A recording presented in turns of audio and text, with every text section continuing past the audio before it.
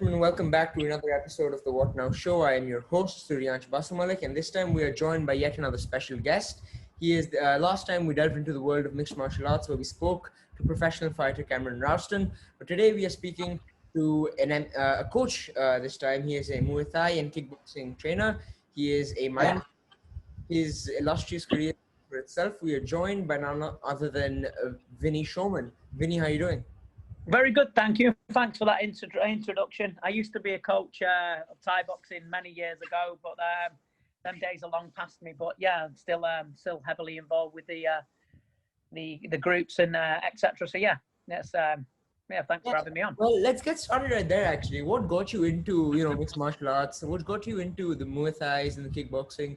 You've worked with so many different fighters from Haggerty to Alvarez. It's your list speak for itself. So what got you? No, I haven't worked with Haggerty. Although I do know Jonathan is a great fighter and his family good, and his dad's a good guy. But I've worked with the many, Liam Harrison mainly, and Joe Schilling, Eddie Alvarez, a little bit with Cody Garbrandt, only slight. But yeah, I've worked with many fighters all over the world. What got me into it was martial arts. Got me into Jackie Chan, kung fu, ninjas, jumping in the air, beating 6 guys up and saving a woman. That sort of chivalry, sort of heroic sort of expenditure. Yeah, you got prominent on the scene. I remember through your love for the sports, you were even a commentator for some time. I saw some of your the fights you called. Of course, it was Haggerty versus Sanchai. Those fights. Yeah, those were some. I'm a huge fan of the way you do it. It's it's quite a bit, I must say. So thank you. Another thing that I wanted to go into was, you've put yourself on the scene not just with your knowledge of sports and mixed martial arts, but you're also a mind coach, a hypnotherapist, right? Yep. A lot of the viewers here may not know what it's all about. So without me putting an extra word of mine, why don't you take it away and tell us what it's all about? Well, you see, I'm a mind coach to everybody, so I don't just specifically work with fighters. If I work specifically with fighters, it'd be I wouldn't have a career, to be honest, because it's fighters always want to see you just before a fight. You never do longevity things, but basically it's to get people in the right mindset. If you're trying to do anything or conquer anything or want to get anywhere, sometimes we have blocks in our way, and I help and assist the client to move blocks out of their way and carry on their journeys to get where they want to. So without going too in depth in it, it's just it's a do with process. So it's not about me being magical in any way, shape or form or anything like that. It's all about just simply guiding people and helping them think in a different way. Yeah, because I imagine the word hypno itself, it would already give away, in a sense, a common misconception. I would assume that, oh, this person will hypnotize me, make me think about a whole new life whatsoever. I mean, I assume it's definitely not what it is. It's a whole lot more than that. So when it comes to what got you into like this noble profession of hypnotherapy and like the psychology of the human mind? Because I went through a pretty sounds a bit dramatic, but a pretty horrific breakup with my ex-partner and who I had children with. Didn't handle it very well. Suffering from anxiety, depression, bits of stuff that wasn't enjoyable, to say the least. And then I went to a seminar with a very good guy who's still friends with now, called Keith Mayer. And he was talking about mindset and stuff like that. And I felt great afterwards. I wanted to know more. And then that got me on the first step of the ladder of learning more and more about this career that I've chosen. And to be honest, it's nowhere near finished. I'm nowhere near the finished article. I don't know everything.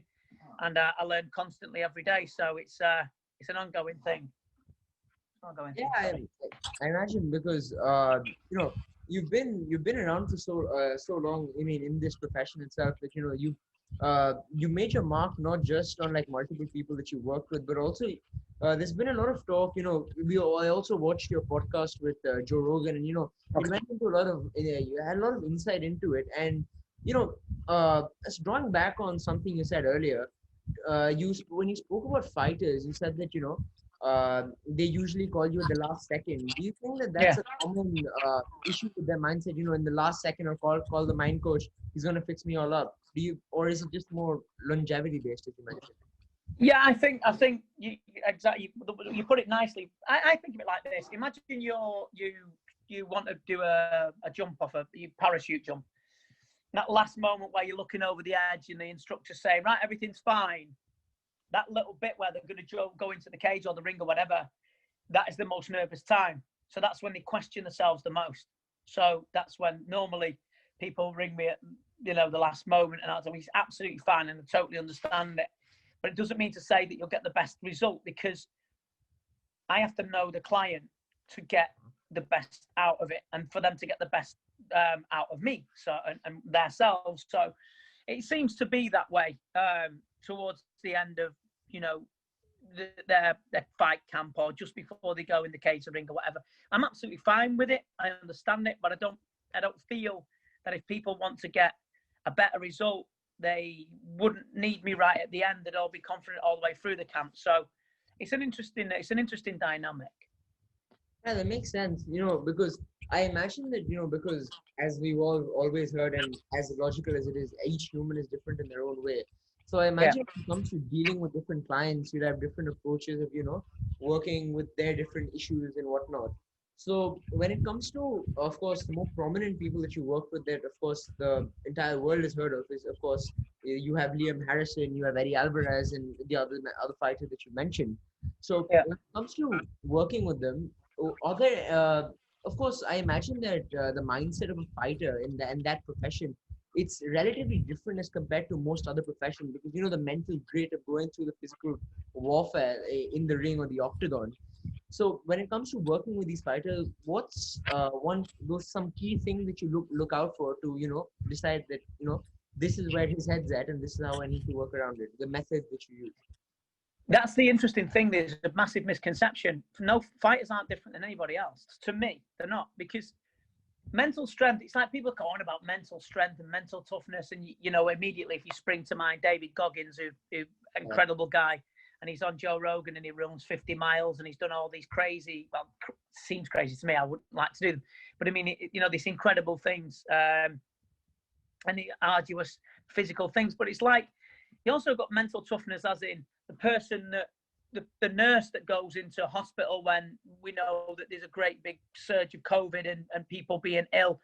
There's the guy, the dustbin man that goes out when it's raining, it's pouring down, and you wouldn't want to get out of bed. There's so different ways of mental toughness that people think that it's just fighters that have it. They don't, and it's about, sometimes a student that's studying and they're not getting what they want to get a test in, and they've got to cram all that work in. That's mental toughness. But with fighters, yes, there is a physical thing that in their sport they could get physically really damaged. So that there is an element of self-preservation in a way where your mind will kick in and not want you to get hurt. Look, no one wants to get hurt, do they, when they do anything? So there is a little bit of level, but I'd say that it's no different than anybody that's got ambition and that wants to get anywhere. But it's where people know, a lot of people associate me with fighters. That's a misconception, because I work with some very successful e-commerce group now called The Watchers, and they're all fantastic. All them, Zach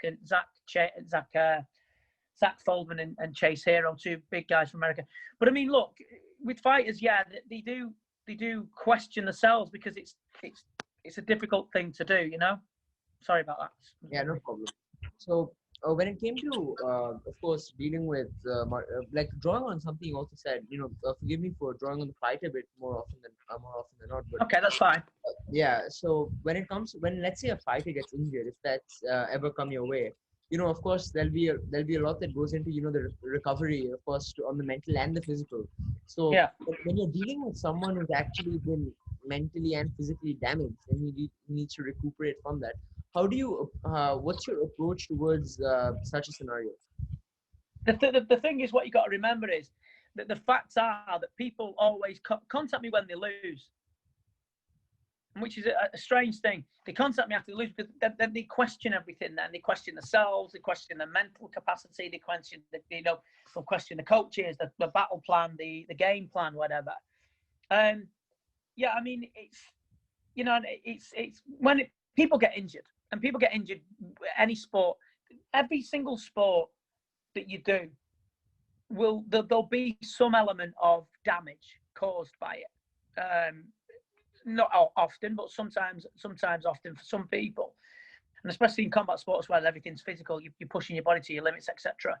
It's all depends on the individual. To give it a blanket understanding, you can't, because everybody's different, but it depends on the person, the background, how they were brought up. There's so many different aspects, and that's what makes the job so interesting, because no two people are the same. But yeah, what I'd do is I'd have to find out what the problem is to say it would be this, that, or the other. I wouldn't know unless they told me, and then would work out what I'm going to do, whether the injury is a very difficult one to get over or a career-ending injury. There's so many different things. That's what makes it exciting as well. Yeah, so when it comes, so let's delve into a particular situation, yeah? So Eddie Alvarez, for instance, did you work with him before or after the Conor fight? Way after. When he went his last fight on one against Edward Furlong. Right. So did you ever get into how, because a huge question that was raised after, because it was such a high stakes fight and everything, they questioned how Eddie was after that fight, because of course he had some spectacular wins with Justin Gaethje after. When it came to dealing with that loss, I imagine because of how high stakes it was, it must have affected him quite a bit. So has he ever mentioned anything about that? Because that's always been a gray area when it came to understanding how the loss felt to the fighter. Well, it's not, the idea is not to dwell on the loss, is it? Because if you anything that you invoke, so if you want someone to think about something in the past that's upsetting, immediately you're going to take the emotions. You're gonna have the emotions. Look, you lose. Life is about losing. We lose. If we don't lose, we lose in sport. That's the game. No one's unbeaten except Khabib, of course. But he's an enigma, and and people lose. So we don't really go back and ask why he lost. Sometimes if you get punched in the face with them little gloves, you are going to get knocked out if it's hard enough, and it's often enough. It's just the game. So you're trying to avoid it, of course. However, no, we didn't discuss any of the losses. We discussed what we need to go forward. If it's sometimes it's raining, and when sometimes it's sunny. It's life. So we talk about how to move forward and prepare his mind for the best way to be. Right. So let's let's delve into another particular fighter, which was, I think, Liam Harrison, who you're really close with. I'm of the opinion. So how did you get to know Liam Harrison? How did you start working with him? I've known Liam since he was 15, so I've known him since he was a kid. So it's a friendship. He trained at a gym called Bad Company. I trained at a gym where his coach used to come and train. And I had my own gym eventually, and then we just became friends, and it's been concrete ever since. So there's no real story behind it. It's just a friendship like anybody else's, really. Yeah, when it comes to cornering Liam Harrison, he's a very unique individual, with the way his approach to multiple fights. He has this very unorthodox style of fighting and everything. So did you, being a mixed martial arts coach, with the Muay Thai and the kickboxing, rather than just your friendly relationship with him, did you ever actually give him pointers before any of these fights, going like tactics wise?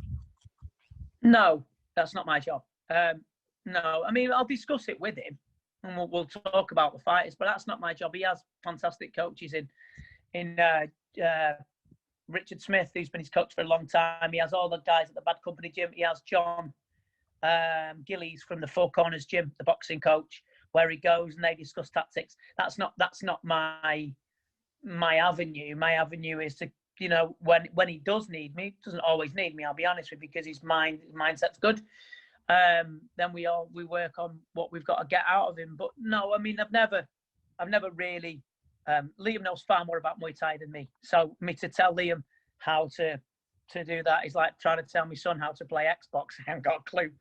You know what I mean? I know a little bit towards what Liam does, and his knowledge is vast. So I never say that, no. And he's got his own people, but I have my ideas of how to fight certain things for certain people and stuff. And yeah, we're never really far from their game plan anyway. So yeah, but I mean, he's got great coaches, and my job is to be a friend and a fan, and just support him like any mate would do, you know. Yeah. So speaking of being a fan, do you still follow the mixed martial art? Do you follow it closely, like the UFC or any other promotion? I don't really like mixed martial arts that much. I'm a very avid boxing fan. I absolutely love boxing, and I always have done. And boxing's I'm obsessed with Vasily Lomachenko at the moment. And you know, I mean, I love boxing, but I do keep up. I'm looking forward to I like Khabib. I think he's fantastic. I love the way that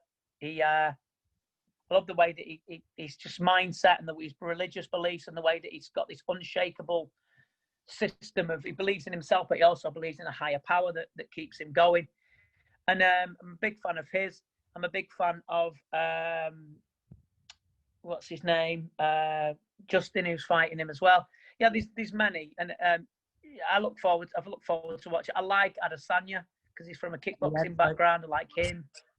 So I don't know a great deal. I work with Molly McCann. She's one of my favourites. Nice girl.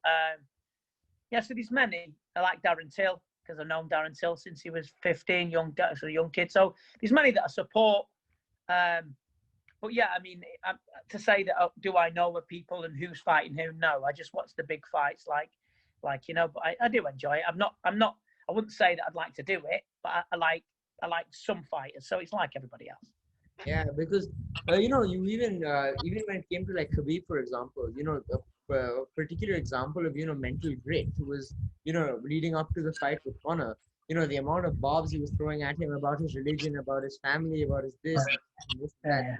He still powered through, pushed him to the limit, choked out Conor, and went after his team. So, and then you have, and speaking of boxing, we even have the what's his name?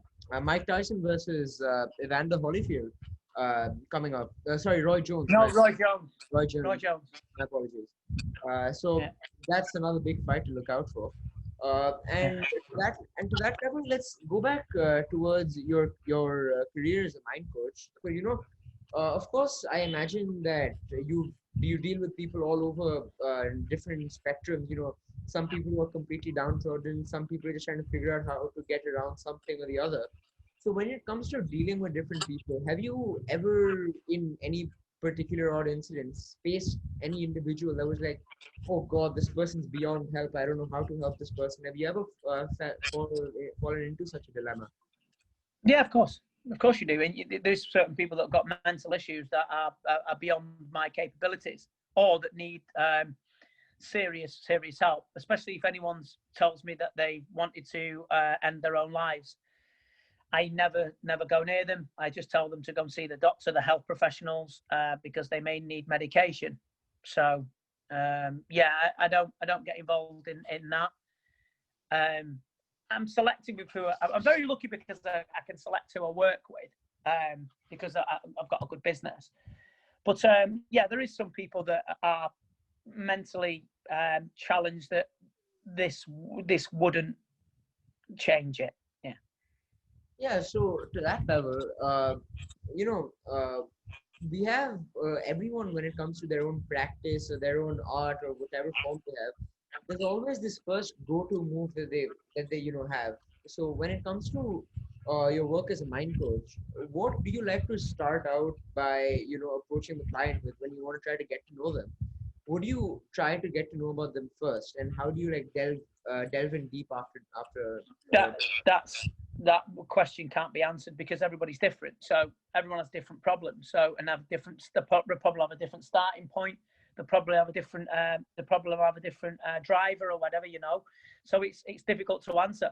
I just, first of all, you just gain rapport with people, then to get them to talk about, everyone comes with different problems. So to say there's a certain way, there isn't. This is why the job's always different with everybody. And that's why I enjoy it so much, because no two clients are the same. No two approaches are the same. What would work for you wouldn't work for somebody else. So it's all about gaining the client's trust, mutual trust, and finding out which avenue and which way they want to go with it, you know. Right. So when it comes to that level, building a rapport with the client, getting to know them. So have you ever faced any issues with building that rapport with them? Getting their trust?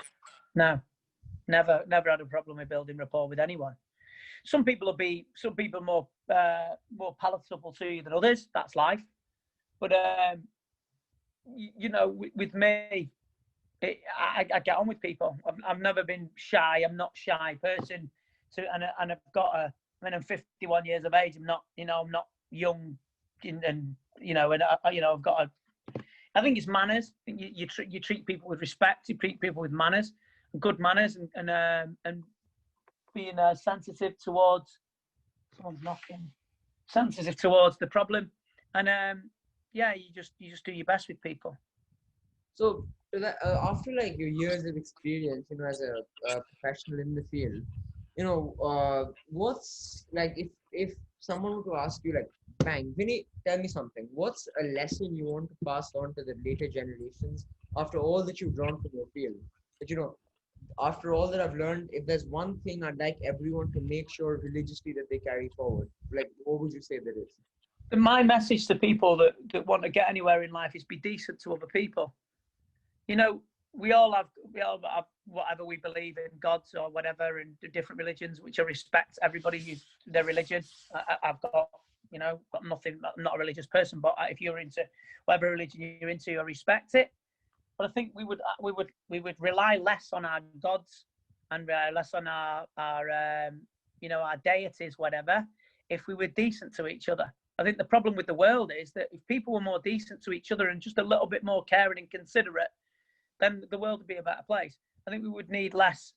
We would need less of praying, etc. I mean, praying's great. I'm not knocking it in any way, but I mean, if we was nicer to each other, that would be more godlike than going to church at times. I just think that people should be decent, and I always try and be decent with everybody. I try and be kind to people. I'm not perfect. I don't walk on water. I'm no guru or no magical person. I'm not, but I believe that sometimes if you listen to people, use your ears more often instead of using your mouth too much, I think that would be a great benefit to everybody in every country, in every walk of life. Yeah, because that would help more cooperation in all ways, because being decent just helps the other person become decent to you, and that just has a chain reaction effect, skyrockets ahead. So to that level, when it came to you getting your start out into hypnotherapy and the study of the mind, how long ago was this, and where did you have to go to study like this specific field, because it's not a very common field that most people see people going into? No, it's not. I mean, I've been a mind coach since 2013. I'm lying, 2007. And the reason I went, it was after my course started on the Sunday, and it was after Ricky Hatton fought Floyd Mayweather. So I remember I stayed up for the fight. So it's 2007. I learned many courses. I still learn now off my friend called Colin Mackay, who I still have a coach, still guides me in the ways that I need. And I'm not a finished product. I'm always reading and learning, and every day is a school day, as they say. But I'm a purposeful learner. So I learn things on purpose and test myself in areas where I want to improve, because the more I know, the better the client's chances the client's got of improving their lives. So for me, it's, I've learned many things, different courses, etc., in London, etc. But for me, it's about a constant thirst to be better each day. So after you got into mind coaching, afterwards you also went into the commentary scene as we were talking about earlier. How did you get into, No. I was a commentator well before that. right? So I've been a commentator for at least 20 years. At least 20 years commentating. Yeah. So how did you get into like the first show commentating? Was that a little nerve-wracking for you, or how did that play out? No, not at all. I'm not shy. Cameras do not bother me. Never have done. Never will do. I've always wanted to be a commentator because I just think that I'm good with words. I think I'm improved obviously with age, but I went to a show in Carlisle, which is in the north part of England. It was Mike Haslam's show, and they had a commentary team didn't turn up. So someone asked me, would you like to commentate? So I said, yeah. And then I did some commentary. They liked me. It was on TV. My first show I ever did was on TV. And they liked me. And then from then on, I went to Showtime in Holland, which was huge at the time. 26,000 people in the Amsterdam Arena, 89 countries live. And I got involved with Showtime. Then I got involved with Yokkao and Enfusion. And many other organisations, etc. And I loved it. Commentary kind of took a backseat, obviously, with what's going on in the current climate of the world. I'm still passionate about it. I still like it, but these time constraints are difficult, especially travelling now and stuff like that. But and that's how I got into it. It was kind of like luck, but maybe destiny. I don't know. Do you, when you're dealing with clients, do you usually prefer having, because of course we're going through COVID right now, do you prefer having physical interactions with them, or are you cool with anything over the phone or anything you want? My majority of my stuff's over the phone anyway, because I work with the Watchers group, the Watchers Eye group in America. As I said earlier on, in the big e-commerce group, fantastic people to work with and work for. A lot of them are remotely, but I have got an office in Northwich in Cheshire, in the north part of England. Yeah, and I do see clients. Obviously, we adhere to the certain rules that go on, the distancing, etc. But yeah, either way, phone or face to face is good with me. So did it really impact your way of working when COVID struck and there was this whole lockdown imposition in the UK? Did it really affect the way you worked, or did it slow things down, speed things up, or how? It did slow things down. It didn't. A lot of people thought that because it'd be great for me in this climate, because people would be contacting me with anxiety. But no, it didn't change much. I mean, the office has changed much. I also had a hip replacement, so I've got a new hip at the moment. That was 3 weeks ago. So yeah, I've not been in work anyway, but I do work remotely. I start work again on Monday because I've not been able to drive because of the operation, etc. Yeah. But I mean, and I had to isolate 2 weeks before I had the operation, so it's nearly 6 weeks I haven't been in the office.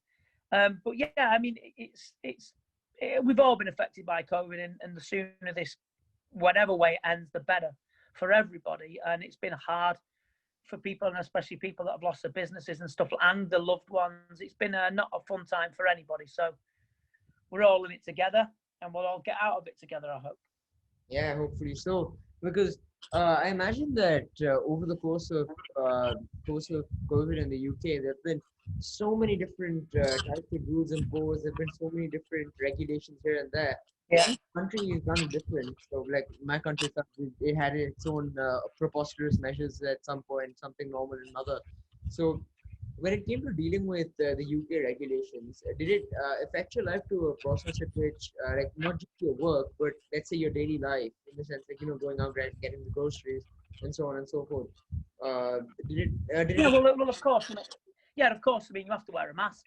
No one really wants to, but look, I mean, whether you can catch it or whether, I don't know. I'm not a virologist. I'm no expert. Everyone else seems to be an expert on what viruses do all of a sudden, which is I find hilarious. They've been studying it since March. And like, yeah, all right, God. But for me personally, if they tell me, if I've got to do something that that everybody else has got to do, then I'm doing it. You know, right? I've got to have a passport. I've got to have a driving license. I've got to put a seatbelt on. I'm not special. I'm no different than anybody else, you or anybody else. If I'm told to do something, I do it because, look, it's not being a sheep, but it's like if I can put a mask on and it stops some old lady in a shop being terrified of getting COVID because potentially she's worrying herself to death that if she got it, she would die because she has underlying health issues, then I'm going to wear it. You know, if we're told look, people, the government haven't, in my opinion, may have not handled it right, and they may have give false information out. I don't know. But what I do know is no one's been faced with this before. None of us have.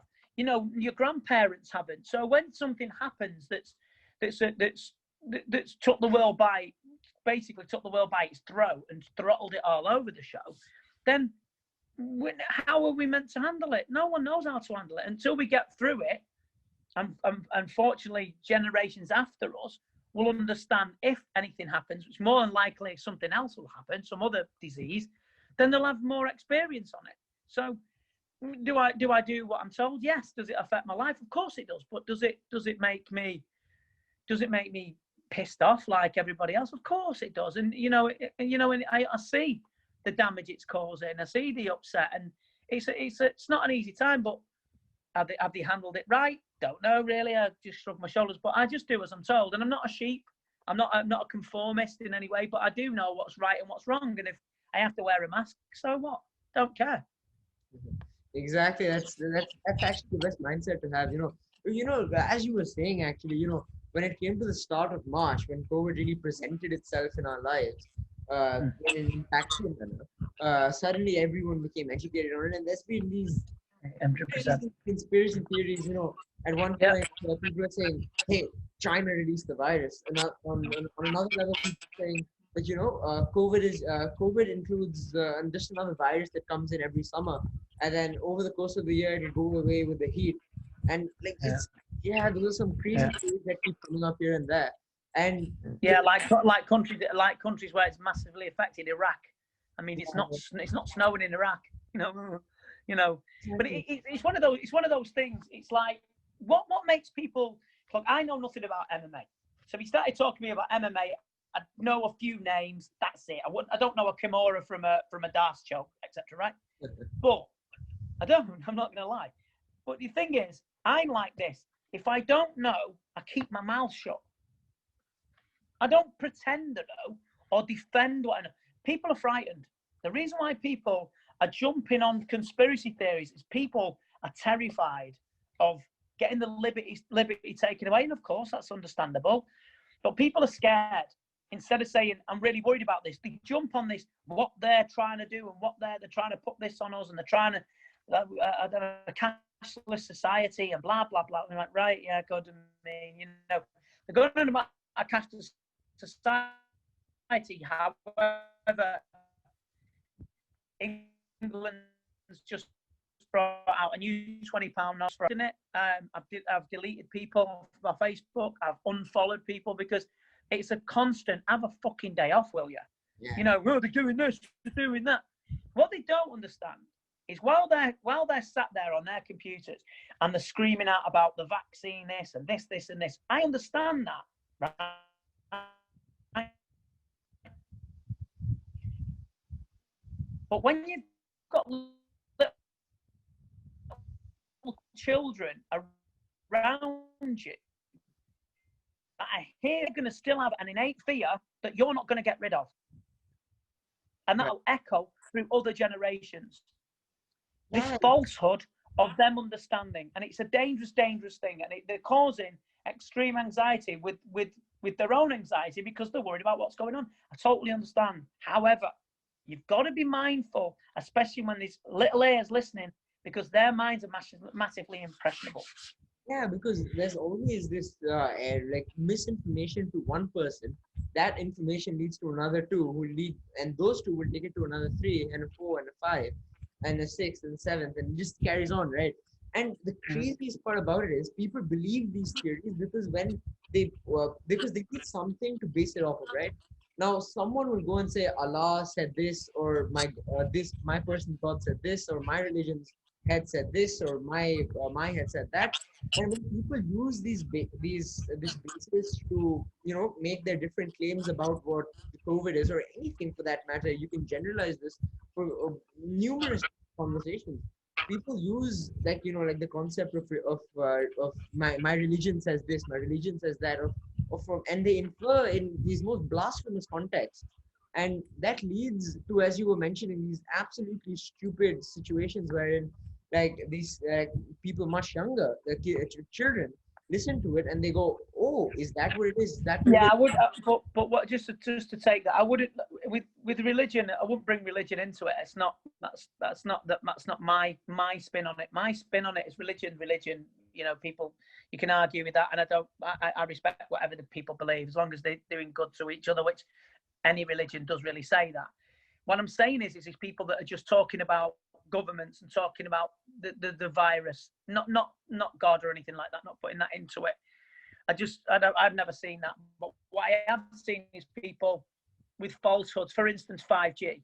So they go and they say, "Oh, 5G's caused this, this, and this." Now it's stopped. No one's mentioning 5G anymore. However, a child won't forget it. So if they eat 5G, there's a thing called Pavlov's dog, and it's a psychology thing where they used to ring a bell and this dog used to get biscuits, and then they used to ring the bell and the dog would salivate. So it salivates, get saliva in its mouth, thinking it was getting fed. So it'd have a physical reaction. So if you're talking about 5G or whatever this goes on in this virus, it's going to cause physical reactions to children. And children are going to be terrified. Old people will be terrified, and justifiably so, because apparently this virus is very deadly to older generations. Now, it's just about what you say. See, people want to speak instead of listening. They want to talk. They want to just jump in and say this, this, and this. So I just think you have to be mindful of what you say around children. And there's never any, you don't learn. I've read so many things about apple cider vinegar on YouTube, for instance, and apple cider vinegar changes this. Really? Right. So I'm not going to, so it's talking about apple cider vinegar changes your life. I mean, well, right, great, but I haven't seen it change anybody's life. Personally, I've had it and it doesn't change my life. So how do you believe someone on YouTube? I'm a scientist. Well, I can call myself a scientist if I want. I could get a doctorate off the internet. No, anyone can just spurt out this nonsense and then try and defend it. The trouble is, you're not going to get the true answers anyway. We never are. Just get on with it. Let's just get together. Let's keep our heads down. Let's keep us as keep each other safe, and let's get through it together instead of get this fragmented. They're doing this and they're doing that. So that's not what I want to do. Yeah, exactly. Because the common problem we're all facing today is, like, there was this theory. I have a very rudimentary understanding of it, but I think social learning, you were told that, people usually learn a lot of their behavior from what they see around society. And you can so easily relate it to, like, what's going on right now with COVID, with that level of misinformation. So whether it be correct news or not, the other generations or other individuals will hear it, get the impression that, this is correct or this is wrong, and then spew it in again, because you understand from, like, the complete cycle of information that when you're explaining it to someone, you may give them 80% of that information, and then they might pass on 80% of that information, and that leads, and when you're less informed about something, it creates this complete hullabaloo.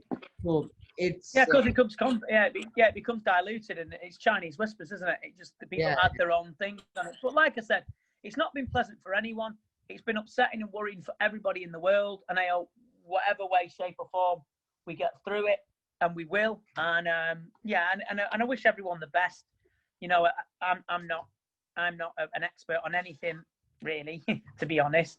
But I just think that, I understand it being worrying. I understand people looking at conspiracy theories anyway. I've not got anything against it. I just think when you're shouting about it, you've got to be careful as to who's listening, especially children. But like I said, everyone's got their own beliefs, and respect people's opinions, and we're always going to have them.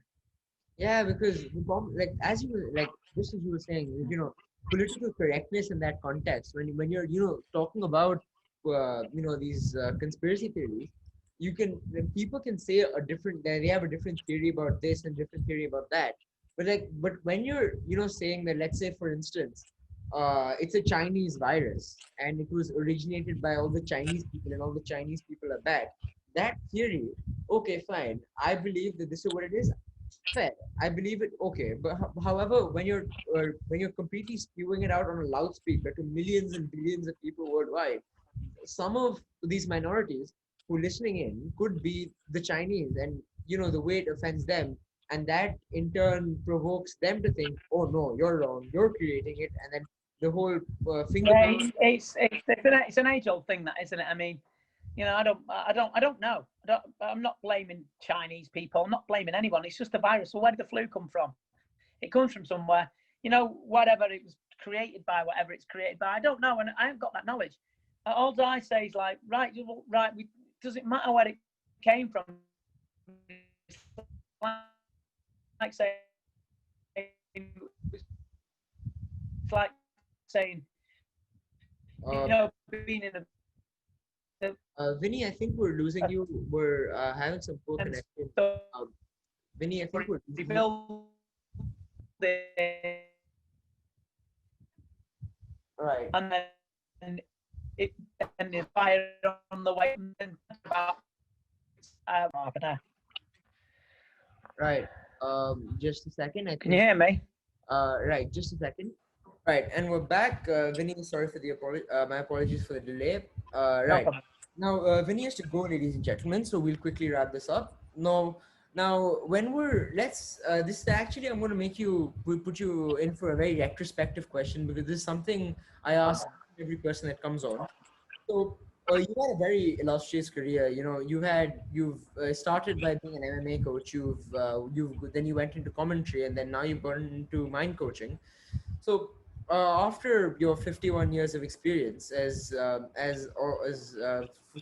from school to from everything that you've done, the journey that you've come through, if you were to look back and think that this is where I would have changed my journey, or this is where I would have done this, or do you think that you would have wanted it any other way? Do you think you'd have done it differently? No, because everything that's occurred in my life I've learned from. So is there aspects of my life that I'd like to change? No, not really. I mean, there's certain things I wish I hadn't said. Yeah, but no, not really. It's molded me to who I am. It's guided me to where I am. It's guided me to where I'm going. I've got a good life. I'm a happy person. I'm very lucky to speak to good people like you and have a good mix of friends and relationships. And yeah, I mean, I'm not anything I would like to change. Likewise, Vinny, because it's like you've been saying all along. So as you mentioned, the one lesson you'd pass on, just be decent to someone, have the common decency. So I think that's something like over the chat we've been having for the past 40-45 minutes. I personally, in my opinion, I can tell that you're probably one of the kindest people I've spoken to, the most courteous. No, thank you. Even like leading up to having a conversation about setting this up, you've been nothing but responsive and courteous in giving us the time to do this. So I thank you very much for that. No problem at all. And when it comes to dealing with clients or whatever, I wish you the very best of luck. I once again thank you for joining in. I hope the viewers watching, you guys have enjoyed. This was Vinny Shoreman. I was your host, Suryansh Basamalik, and we'll catch you on the next one. That's what that was. Thank you very much, Vinny.